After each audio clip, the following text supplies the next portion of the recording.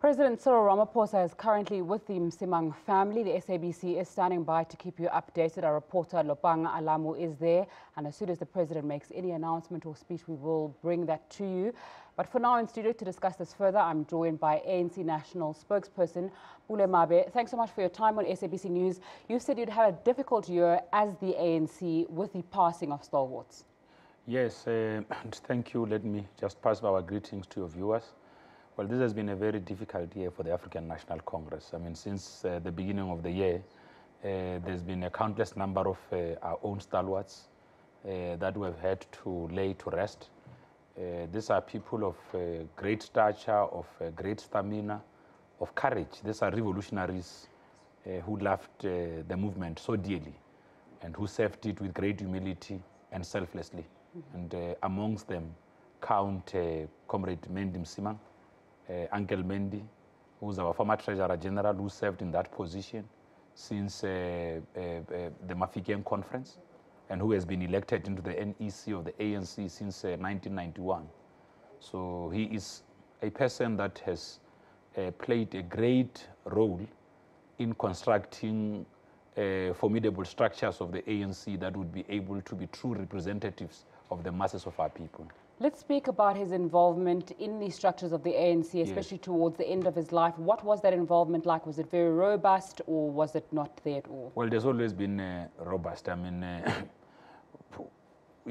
for instance, when we established the Integrity Commission, he served in that structure after the Mangaung Conference. The Integrity Commission had a responsibility, which it still carries today, to affirm and assert the true values of the African National Congress. Now, people who serve in the Integrity Commission are individuals who have got outstanding history in the movement, whose credentials are not questionable, whose years of service speak to their own commitment to the true values of the African National Congress. So members of the commission are carefully selected. But you also know that he was also given the order of meritorious by the then President Nelson Mandela, alongside Miriam Makeba, Ray Alexander, and a few others, outstanding South Africans. So he has had a great role. He even served in the Committee of National Orders. So he has always been playing quite a great role. I mean, speaking as a former Treasurer General of the ANC Youth League, I would have had an opportunity to work with Uncle Mendi when he served under Comrade Matthew Oposa's Finance Committee, which signaled a good way of handover. You know, even when he was no longer Treasurer General, he still played a critical role in financing and fundraising activities of the African National Congress. He loved the organization. You've spoken about him as a very outstanding person, especially in the roles that he played. Many would argue that the ANC is a perception problem because people perceive the ANC and a lot of its members as the opposite of what you've just described. Well, I wouldn't really agree. I won't agree with that because you'd know that post the 54th National Conference, at the core of the program of the ANC has been the program of unity and renewal. And how do we renew the ANC? We renew the ANC by making sure that our members and those who occupy leadership positions rededicate themselves to be of service to our people. They do everything else that is in line with the resolutions of conferences, whether it's on expropriation of land without compensation, whether it's on steaming ahead with the program on free higher education, whether it's on the provision of free basic health service, and many other programs that will effectively constitute the agenda of the ANC in government. Now, the renewal of the ANC requires men and women of great courage, of stamina, ones that were represented well by the generation of Uncle Mendi Msimang. And we are hoping that as a younger generation ourselves, we could learn a few things from them. The fact that even at their age, they still saw the need to be part of the ANC, its own activities. You know, so we are proud to count them amongst the stalwarts that have helped hold together our own great story of liberating our people. I mean, in 1961, Uncle Mendis served articles in the law firm of two presidents of the ANC, President Mandela and President Tambo. He also went to exile where he worked closely with the former president, the longest-serving president of the ANC, President Tambo. So he has been a high commissioner. He was the chairperson of the first chairperson of our ANC caucus back in 1994, just when we had consolidated power as part of our own effort to start governing this country. So his role in this country, it's one that is self-explainable. Okay, let's come back to what you've spoken about, the project of unity and renewal. How long do you think it'll take before that project actually works tangibly, people stop taking each other to court, and there is a proper sense of unity and renewal as we perceive it, as we can see it, not just as the spokesperson says it? Well, we can say that there is unity and renewal in the ANC. It's not even something that needs us to put a time frame. It must be an act of conscience that happen both in deeds and in action. It is something that all our members are expected to do. It has got to do with how we service our people. Look at what we have since done.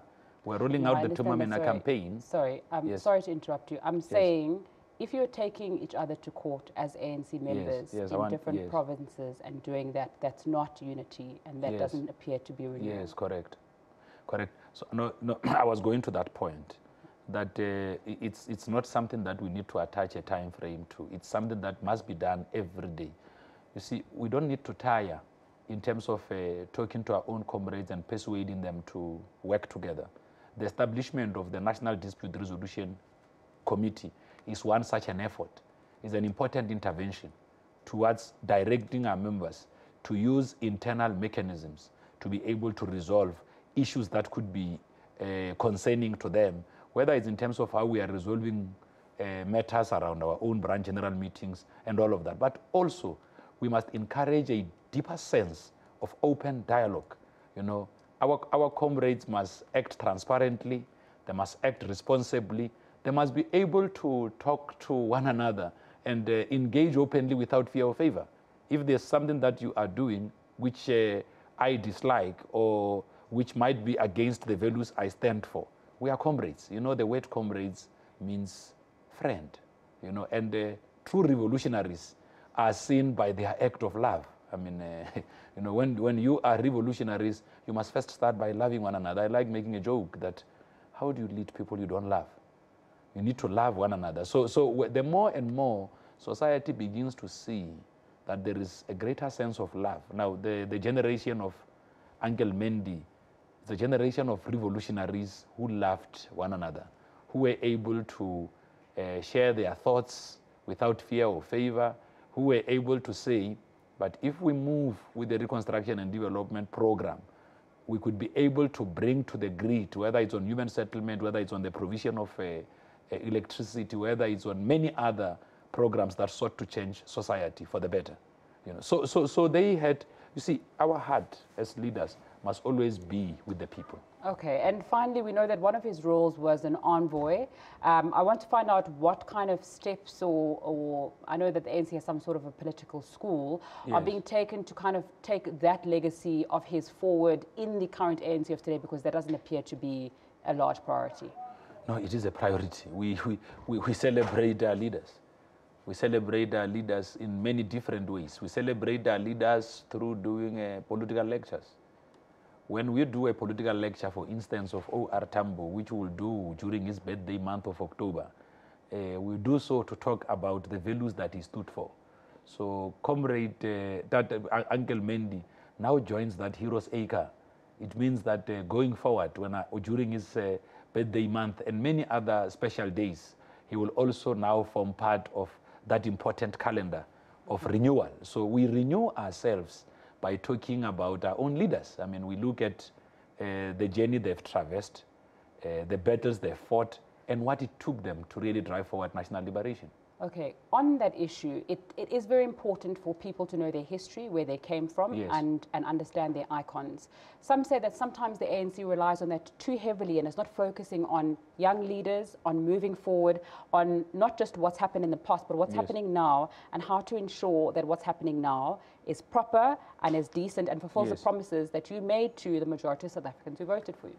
Well, you would have seen even yesterday during the Global Citizens Summit, one of the biggest pronouncements that President Ramaphosa made was the multi-billion rand investment that is being put forward for higher education to develop skills amongst our youth. Because when our youth are skilled, they will play a greater role in constructing the country of their dreams. Remember that the ANC is not going to work and construct a country, a better country on its own. No, it needs people. I mean, people are the shapers of history. This was said by President Mandela. President Ramaphosa again repeated this line again. You know, we need to put more efforts towards developing our youth so that they become responsible persons, so that they could grow to play a greater leadership role in society. We too, I mean, have been part of formations of young people in the ANC. And we still see that. We see young people in the Young Women's desk within the ANC Women's League. We see young people in the ANC Youth League. We see young people in SASCO, in the Young Communist League, in COSAS, in many other progressive youth formations. We see young people in NGOs, but we're not and we see the them. role. Sorry, my apologies for interrupting. Yes. We're just going to go to Lopang Alamu, who is outside Mr. Msimang's home where President Cyril Ramaphosa is, and then perhaps we can continue that discussion about how we're not seeing youth actually leading in the country.